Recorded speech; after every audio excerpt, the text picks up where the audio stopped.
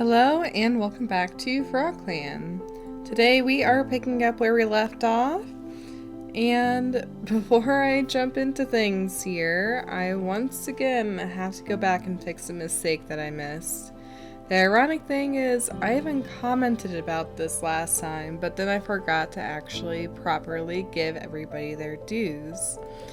So first thing up here we have Flake. As you may remember, I had mentioned that she had this strange scar on her paw. So we know it's a scar, not a marking, because it will toggle when we click on and off scars here. And I was so focused on just trying to, give everybody a straight roll that I didn't even recognize that Flake should be getting mutation for having a scar. So since that's going to be on her foot or paw, we'll go ahead and put it there, and we'll just generate whatever we get for that. Okay, and for Flake, I just rolled for web paws, which is not bad at all. Definitely beats having a negative trait, but she does in fact have something for the scar that she came in with. The development of this mutation could even very well have been what kicked her out of her old group too. It's kind of hard to know. I don't really think Flake is a cat that's very forthcoming about her background. But now that we have that fixed, and thank you again so much for pointing that out, I think I totally would have missed that otherwise. We're going to go ahead and jump straight into a time skip here. Alrighty, so moving into Moon 140, we have very exciting news. Jirachi Lightning is expecting kits. She's just not moving into the nursery just yet.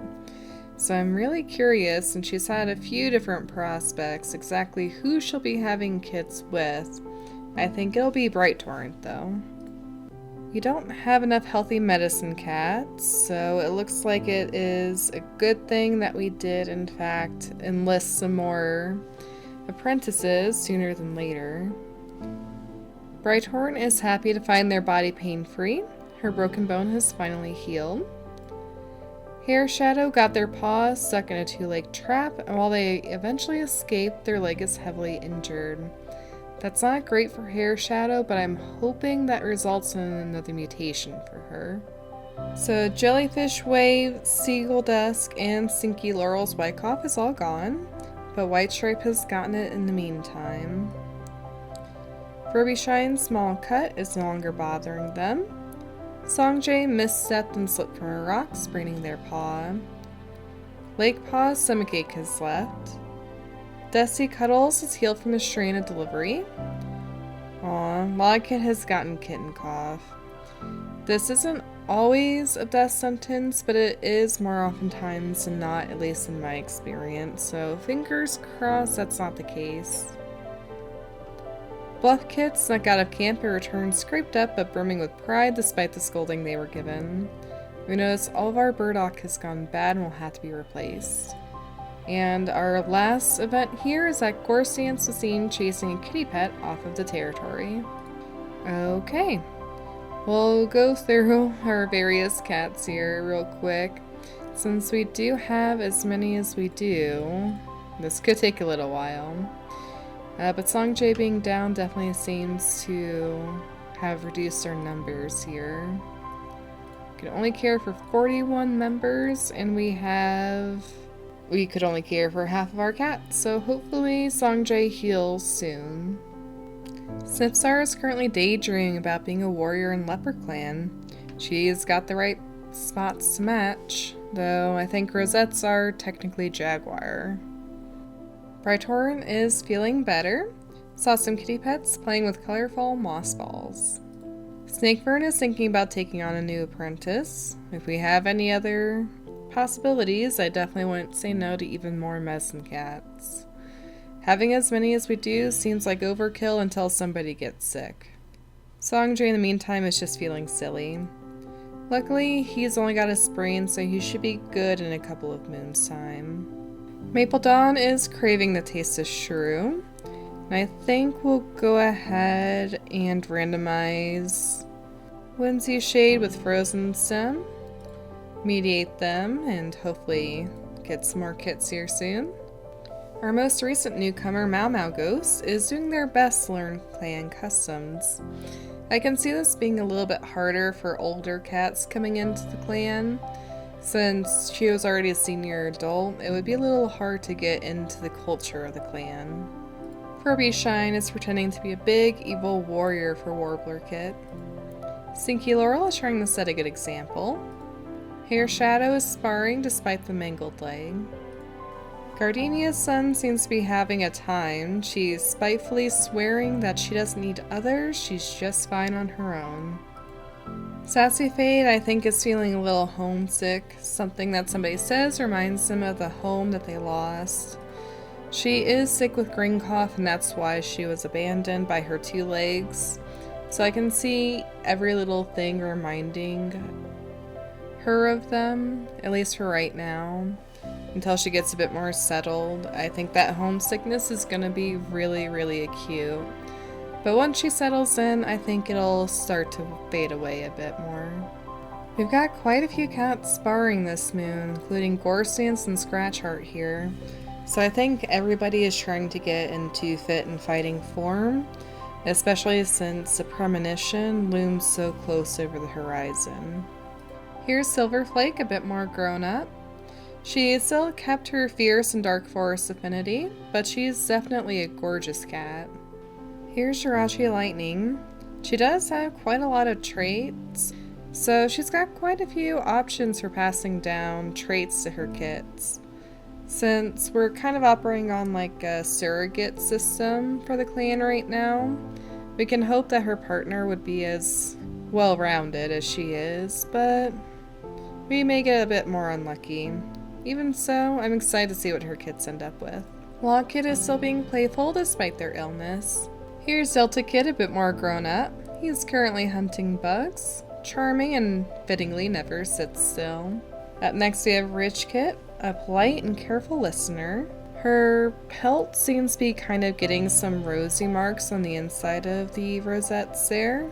So I think she'll have some interesting purple and pink there with her eyes and spots. So she'll be very pretty when she gets older.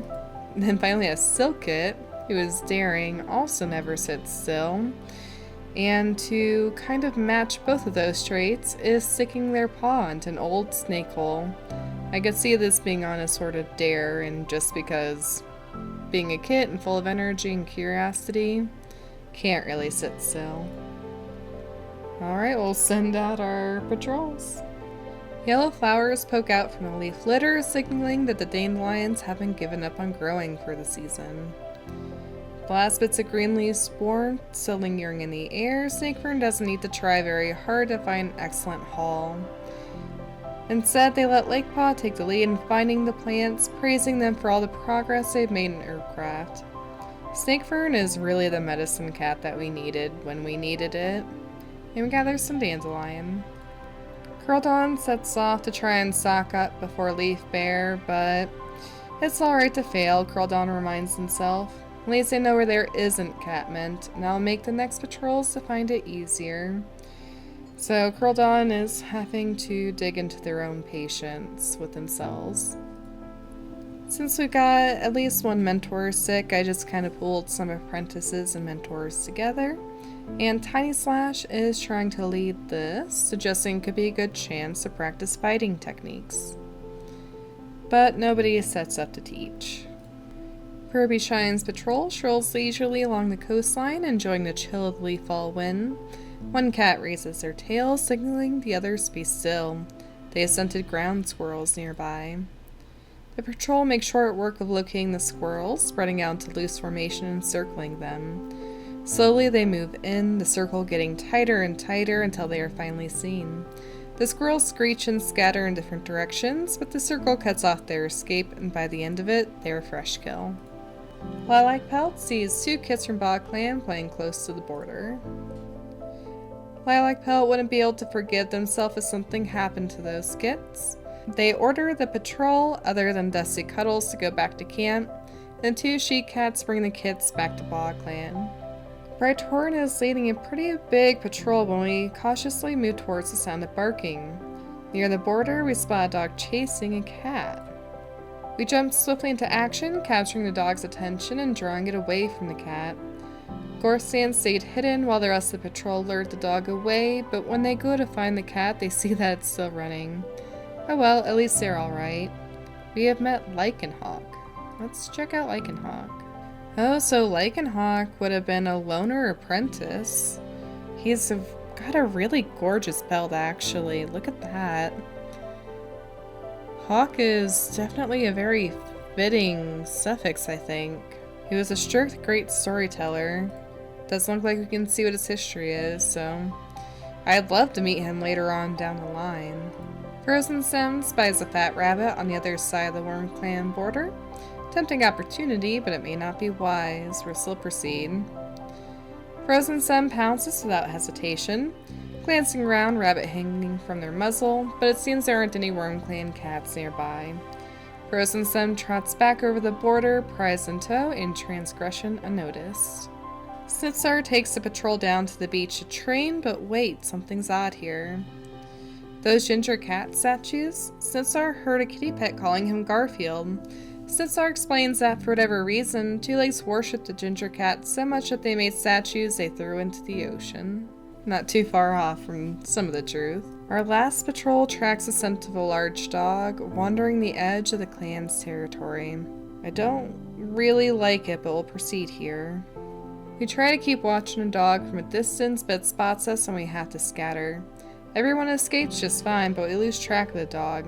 It could be anywhere still out there, lurking, waiting to attack.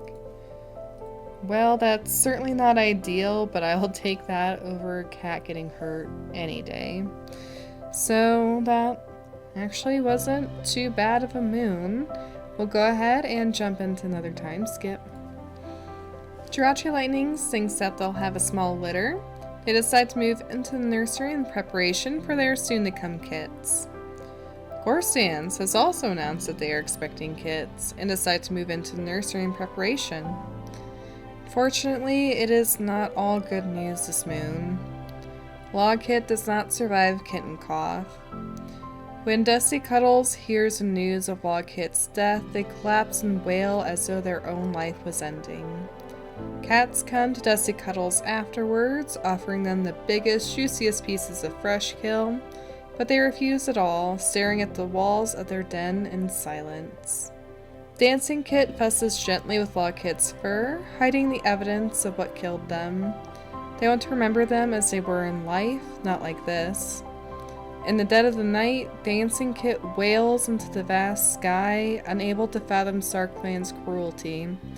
They glare up at Silverpelt, gouging the earth with shaky claws. Aww. Dancing Kit must have been especially close with OliveKit, but it's always really heart-wrenching when the kits have to suffer through grief like that. In the past moon, OliveKit has taken their place in StarClan. We still don't have enough healthy medicine cats without Songjay being okay. Tiny Slash has gotten yellow cough. Very scary going into Leaf Bear with all these coughs going around. Leonelfern finally feels back normal after the strain of birth. Comfrey Ash left from a rock, but they didn't land quite right. Dancing Kit keeps asking cats to repeat themselves until it's clear that something about their hearing is weak and unreliable. We'll have to investigate that in a little bit here. OliveKit does not survive Kitten Cough. OliveKit's scrapes have healed. Silver Flake has gotten green cough. Silkit has gotten kitten cough. Sassy Fate has recovered. I really don't like this trend. I feel like this is going to be a really bad Leaf Bear for coughs especially. And I'm really hoping that our medicine cats heal up soon so that we hopefully can mitigate the worst of this. And then our last thing here is that Stinky Laurel was seen racing along the border with their rival from FrogClan. Okay, so Dancing Kit seems to have partial hearing loss. Born with this condition, it's a permanent one. And he is currently grieving as well. This also could explain some of this noisy trait that he has. If he doesn't know just how loud he's being, then I can see him kind of overcompensating to what for him is a comfortable level, but for everybody else is just so loud. So that also kind of sadly makes a lot of sense there.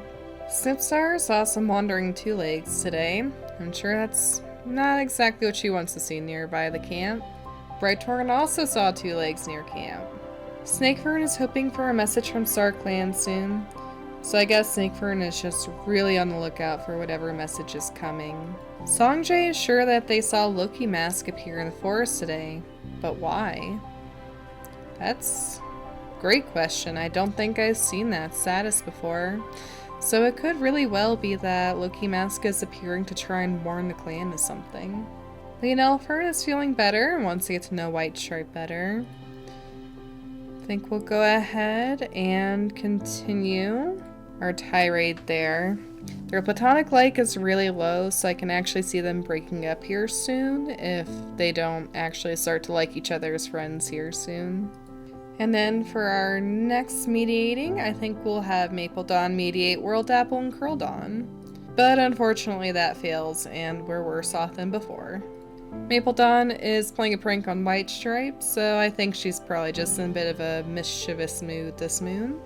Dusty Cuddles, who's currently suffering with grief, is unsure of their clanmates' confidence in the safety of FrogClan.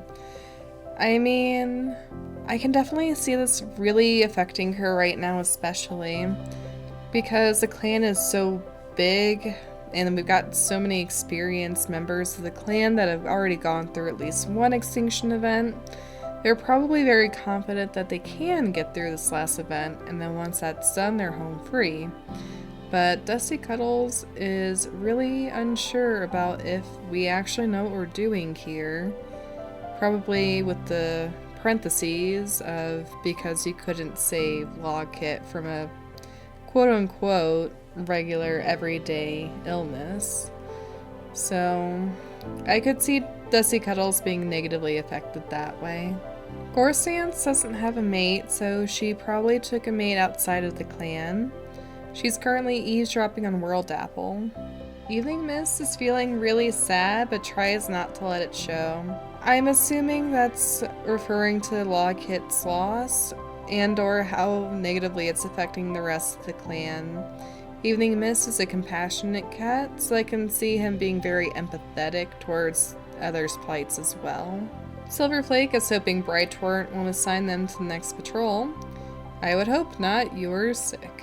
Mousepaw is avoiding everyone today. It's about time for her next assessment and probably to become a warrior, so she's probably feeling very nervous with her insecure trait. Scalepaw is currently playing a prank on Evening Mist, which seems kind of mean-spirited since Evening Mist is currently sad, probably about a death right now. Jirachi Lightning, on the other hand, is feeling rather chipper today. But her kits are coming soon, so I think we can give her a pass. Warbler Kit helped bury OliveKit, leaving their favorite prey at the grave. That just feels so morbid for a Kit to help, but I guess they're not that far off from apprenticeship, so it's probably the same as like a 10-year-old helping, if it brings some closure. Meanwhile, Dancing Kit, who is actively grief-stricken, tries to sneak out of camp. So I can see Dancing Kit probably just trying to get away from everything and getting away from his new prognosis as well. I didn't want to immediately do this because I wasn't really sure whether partial hearing loss should count fully towards a scar, same as like a complete amputation or complete deafness or anything like that. But since this is a permanent condition, I think I will count it. And we'll go ahead and roll for something new for Dancing Kit. He's already got closed ears, so we'll just roll for an open slot. Alrighty, so I roll for Dancing Kit, Venomous Teeth. So with Venomous Teeth and a thick ruff, he is going to possibly be a very imposing cat when he's older. OliveKit also helped bury OliveKit, and BriarKit is missing the warmth that OliveKit brought to their life. Aww. Silkkit, despite being a kit and sick, is trying to sneak out of camp with a patrol. As the snows of Leaf Bear blow around camp, Snakefern eyes their herb stores. They should still be able to dig up burdock. Snakefern heads out to replenish the stock, bringing Linkpaw along. I always get a little nervous for digging in Leaf Bear, but we'll proceed. Snakefern doesn't manage to sniff out any burdock, and it feels like a wasted afternoon. They avoid snapping at Lakepaw, who seems unable to identify the common herb, but they definitely come close. At least he had the foresight to take that extra step back, though. Sometimes it's hard to rein in temper when everything's against you. Curldon heads out, deciding FrogClan needs more blackberry leaves in their stores. They find a sheltered corner that's protected a bush from the cold and expertly maneuver in to pick leaves for FrogClan. Mousepaw and Whimsy Shade go out together for the warrior assessment. While they're walking, Mousepaw seems preoccupied. Whimsy Shade brings their patrol to a halt to ask what's wrong. They've been having a hard time sleeping. Dreams are filled with shadows and images. Whimsy Shade listens sympathetically, gently nodding as Mousepaw pours out their troubles until the apprentice eventually runs out of words. They've been dealing with a lot, and while Whimsy Shade isn't too sure what to do, they can offer support. Just that, and time away is enough to make Mousepaw's ears stop drooping. Our patrol has a disagreement and look to Snipstar to settle the dispute. It's a training patrol with Snipstar and Bright Torrent since both the mentors are currently sick or incapacitated. And Snipstar actually stutters. She's not sure that she's fit to lead this patrol. It has been a while since Snipstar was a mentor. While on patrol, World Apple notices some suspicious paw prints in the sand on the beach. Boldly, Fleetleaf follows the paw prints to a trespassing rogue and confronts them. Intimidated by Fleetleaf's confidence and number of cats, the rogue gives in and leaves without a fight. Our patrol is checking border lines when we notice a scent has strayed into our territory. We follow the scent deeper into our own territory, eventually stumbling upon FrogClan deputy. The deputy explains that they've come bearing important news for our leader. Suspicious but assured of their intentions, our patrol escorts them to the camp. Our patrol comes across a WormClan apprentice waiting quietly at the border. When the apprentice notices us, they press themselves to the ground, begging to join us. Once again, we are never going to refuse the cat, no matter the consequences. We bring the apprentice back camp. At first, the clan wants to send them home, but they refuse to leave. Reluctantly, we let them stay. WormClan is not pleased. Bluepaw has joined the clan. So here's Bluepaw, a confident apprentice at 7 moons old, constantly climbing and also confident with words. So just confident all the way around. He's a single color, dark brown pelt with pale blue eyes. Honestly, this is about how I picture Briarlight in the books here. And obviously the blue would come from his eyes. So I did check just to make sure here he doesn't have any extra hidden scars or anything. So for him, and again because we've had such good luck, we'll just make a straight roll this go. And he is just a normal cat. Since Jellyfish Wave is the only one left that isn't his mentor, that is good at teaching, we'll go ahead and send Jellyfish Wave out for a training patrol with him. And Jellyfish Wave thinks it's a good chance to practice new fighting techniques. Unfortunately, neither cat sets up to teach, though. Our patrol comes across a small dog right on the border of FrogClan territory. All of Stinky Laurel's attempts to drive it off only send into greater and greater fits of excitement until the only thing to do is wait in a safe spot until it calms down. Our last patrol hears the cat begging for their housefolk to come back, just barely legible over the sound of a monster speeding away. We find a K-Pet collapsed by the thunder path, wailing for their housefolk. K-Spec comforts them, asking why they were left here. The only explanation they have is that they're sick, maybe too much of a burden, and they tentatively accept our offer to join the clan, looking longingly back as they're led away. Daisy May has joined the clan. Oh wow. So this is Daisy May. She basically looks like a chimera, just half and half there. She is an adult female with blue eyes and a torty pelt. Short fur, she's 58 moons old. Strict, a good mediator, and a great storyteller. She's currently sick with white cough, so not too different from the others here. And this is what she'll look like healthy. So Daisy May is really just split straight down the middle, it looks like. That's so interesting. I don't think I've ever seen a cat that's like basically a perfect chimera in this game. But that's really, really cool. And she does come with one trait, so we won't say no to that. Alrighty, and she has tiny paws. So, very interesting. I'm so curious to see what like her backstory would be. Moving into Moon 142, Tiny Slash can hardly believe how quickly time has passed since Mousepaw was a kit. It still feels like just yesterday that they were tumbling around the nursery, chasing after a moss ball or some other cat's tail. Misty-eyed with pride and joy, Tiny Slash shows her head back and tries to cheer the loudest as Mousepaw is named Mouse Stripe and honored for their guardedness. Tiny Slash sits in the crowd, chest puffed out in pride as they watch Conifer Paw be named Conifer Speckle and honored for their boldness. They consider themselves lucky to have been able to train such an amazing young cat and look forward to seeing the warrior they become. Hatchpelt wishes to join the elders. Snipstar calls a meeting and the clan honors them and all the service Hatchpelt has given to them. Hatchpelt, I'm gonna have to see how old he was, but he was definitely pretty up there by the time this finally happened. And in the quiet of the nursery and the nest they spent so long preparing, Jirachi Lightning and Bright Torrent welcome a single kitten. Aww. And then Gore Sans thinks they'll have a small litter. Flake Paw wonders if they might need to consult with the medicine cat from another clan. Hair Shadow's mangled leg has become infected and swollen and they need more ideas. Skysock has recovered from birth. Fleetleaf was helping reinforce the camp walls and they got a thorn stuck in their paw. Rough Ground in camp has torn Maple Dawn's pelt as they drag themselves around. Aw. White Stripe has recovered from a white cough. Pumpkin Seed got their paws stuck in a two-leg trap, but luckily escaped with only a sprain. Mouse Stripe slipped on some rocks and twisted their paw. Songjay can walk and move without pain, their sprain must have healed.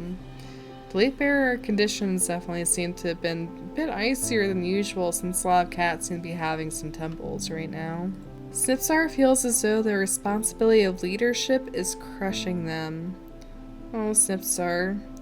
I always pictured Snipstar as really stepping up to the mantle, but I can very easily see how one's interpretation of their responsibilities will greatly differ from the actuality. So, Snipstar, I guess, is kind of coming face to face with that, especially since she is aging. Whimsy Shade was seen in a very serious conversation with a kitty pet who ran away when another patrol approached.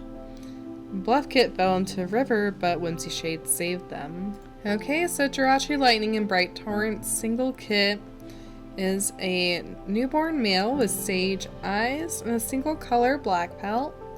OliveKit, who's a know-it-all. So, because we're operating with a surrogate system, he unfortunately won't inherit any Bright Torrent's traits, which is definitely a shame because Jirachi Lightning and Bright Torrent would be a very powerful pair. But OliveKit's surrogate parent has no traits, so it's just a 50-50 shot on if OliveKit gets any of Jirachi Lightning's traits here. Oh, and OliveKit does not get a random mutation. Okay, and OliveKit ends up keeping slit eyes and a muscular body. So we barely dodged a bullet there for, only keeping deaf ears as one of our traits, it seems, but that is a-okay. We got 2 out of 5, I think, and I'm certainly not complaining for it. Snipstar is regretting not eating the bird on the fresh kill pile earlier, so she doesn't seem to be having any particular worries right now anyway. Bright Torrent is feeling a bit ill. Maybe she was just very nervous for Jirachi Lightning's birth. Songjay is back on his feet, and we are very happy for it. Lee and Elfern is feeling exhausted from their clanmates bickering. I think we'll go ahead and mediate Maple Dawn Comfrey Ash, since Maple Dawn can't mediate herself. Maple Dawn just has a torn pelt, so nothing very serious there, but is currently wondering if she made the right decision in becoming a mediator. I like to think she did. She's generally done a pretty good job. I think we'll mediate these two again. There we go, we have undone at least some of our damage now.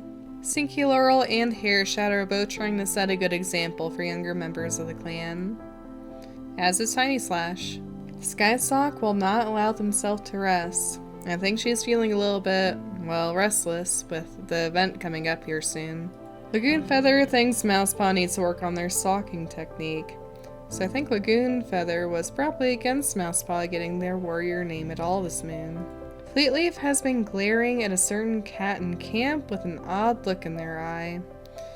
I kind of hate when we get that, especially with a bloodthirsty cat. Fleetleaf really has quite a few cats that she dislikes, including Brighthorn to some extent. But I feel like, just given context, she's probably glaring at Mousestripe.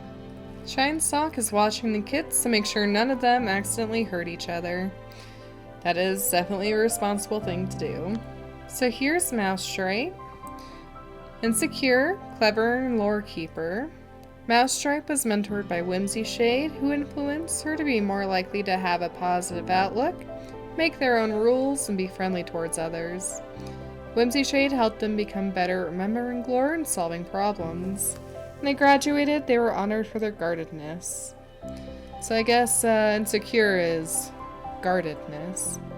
This is what Mousestripe will look like healthy, so same general body and build as Tiny Slash, but very different color. And then we have Conifer Speckle here, who's fierce, a prophecy seeker, and a good speaker. Mentored by Tiny Slash, who influenced her to be more likely to be resilient, be ready for a fight, break rules that don't suit them, and interact with others. They were honored for their boldness when they graduated at 12 moons old. Scalepaw is looking all grown up. The masked pelt with this pixel art is very interesting, especially with the boots. But it looks like he shouldn't be too much further behind in getting his warrior name. So by the time Hatchpelt retired, he was 128 moons old, which is definitely the higher end of what most elders will give you. And he's currently complaining about being cold. I can see the Leaf Bearer being what was finally kind of the nail in the coffin for him continuing duties. As you get older and get arthritic, the cold just really seeps into you and it really hurts. So I can see going out on all those patrols through the snow. I can see that really wearing his body down to the point where he had to finally acknowledge it's time to stop. Jirachi Lightning is not really celebrating the new kit, but is instead lamenting on how times have changed since they were young. Dancing Kid is yowling as loud as they can. Fluff Kid is following the medicine cat everywhere. Maybe he's got some interest in being a medicine cat. Green Kid is visiting the elders to hear a story. Silk Kid is bouncing around in excitement. He's still hanging on with Kitten Cough. Just scrolling through the den log here, I don't see anything about Silk Kid being treated for anything. And we've not had much luck gathering any herbs this moon to boot, so that doesn't really help matters there either. Stores to me look a little bit lean, but it says that we have plentiful herbs, so I'm hoping that that's true for Silk Kit's sake. Snakefern takes Slakepaw out to go look for some dandelion. It's not just spotting things that Snakefern is talented at. Finding dandelions and leaf bear is hard enough, but finding good, non-wilted leaves is next to impossible. And it's the mark of Snakefern's unique skills that they manage it. Lakepaw trails in their wake, wide-eyed and impressed. I'm impressed.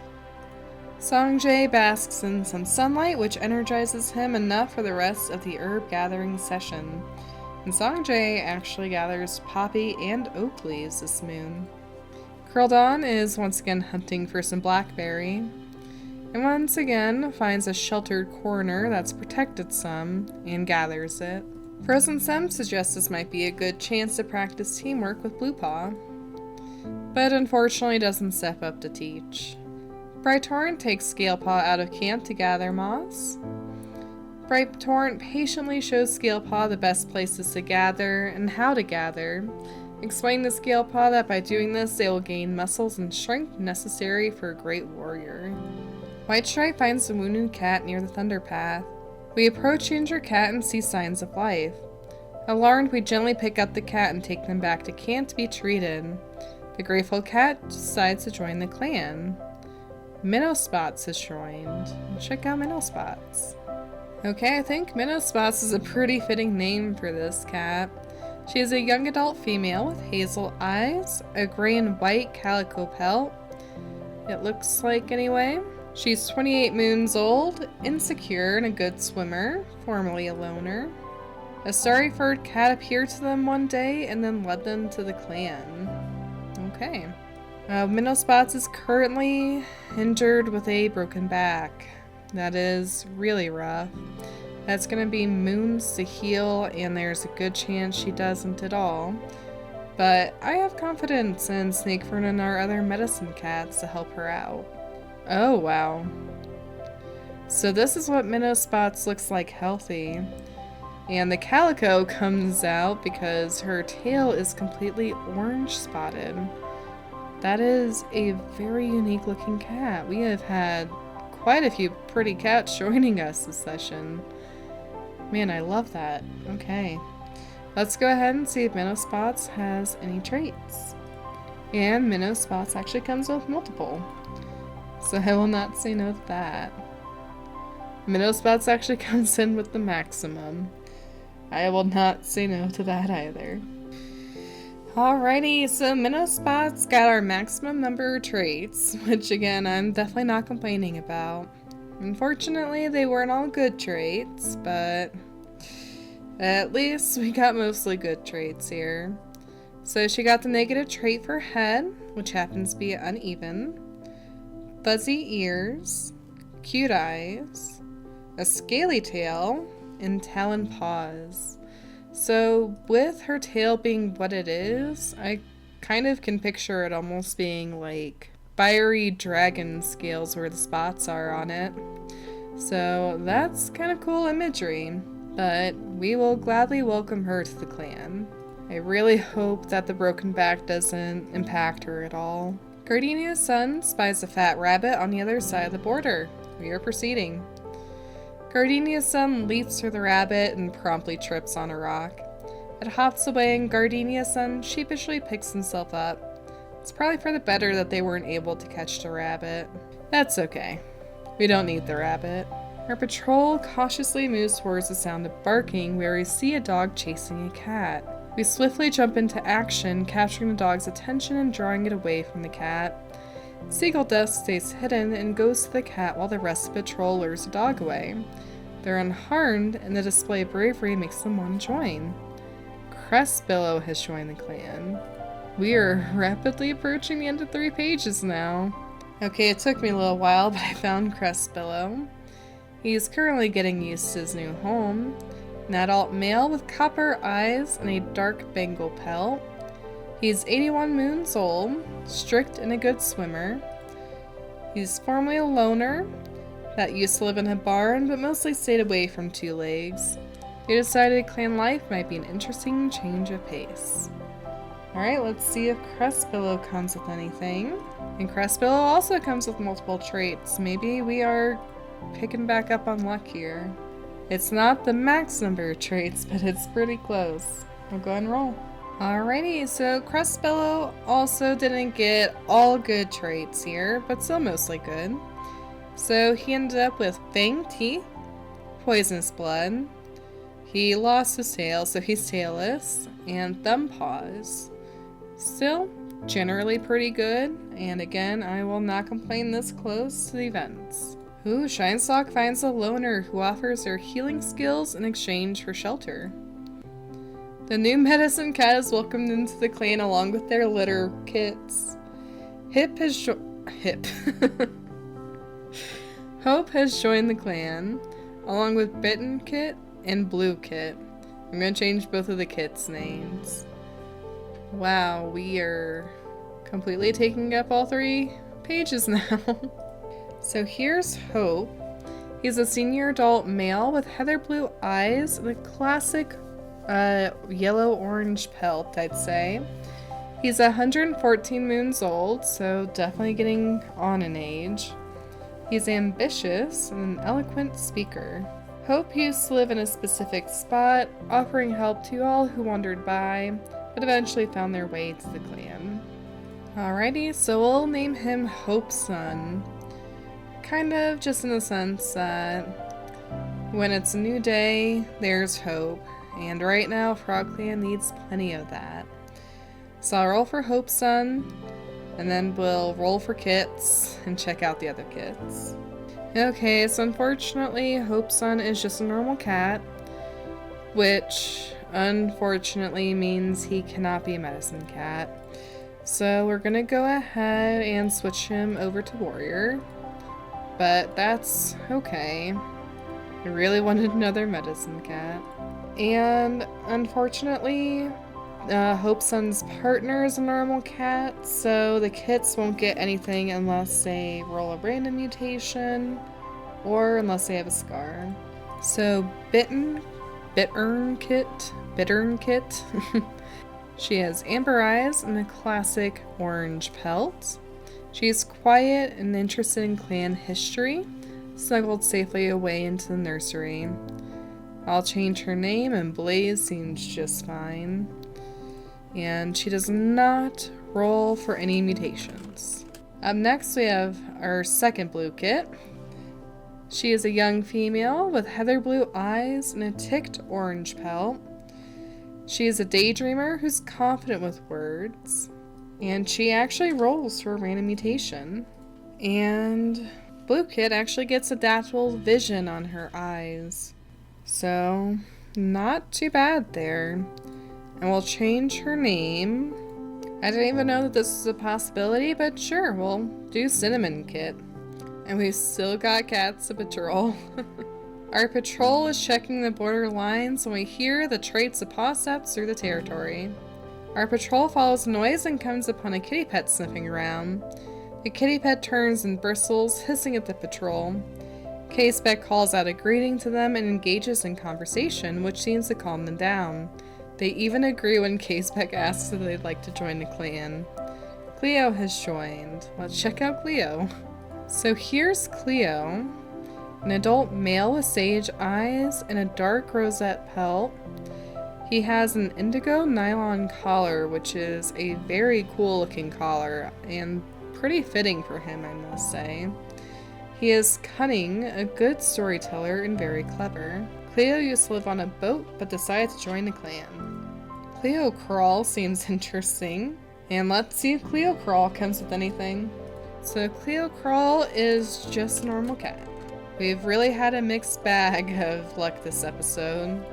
Our final patrol sees two kits from FrogClan playing close to the border. Hope's Son orders the patrol accept Cleo Crawl back to camp. The two grab the kits by their scruffs, despite their protests, and on their journey to FrogClan, they are greeted by concerned patrol, that is very happy and grateful to see the kits safe, thanking them profusely. Oh boy. We are formally on to 4 pages of cats. That is absolutely insane. But I think we'll go ahead and leave it off here. I know we didn't quite make the premonition this episode, but obviously a lot's happened, and this is already probably going on a bit too long for the episode to really be watchable, so we'll end it off here.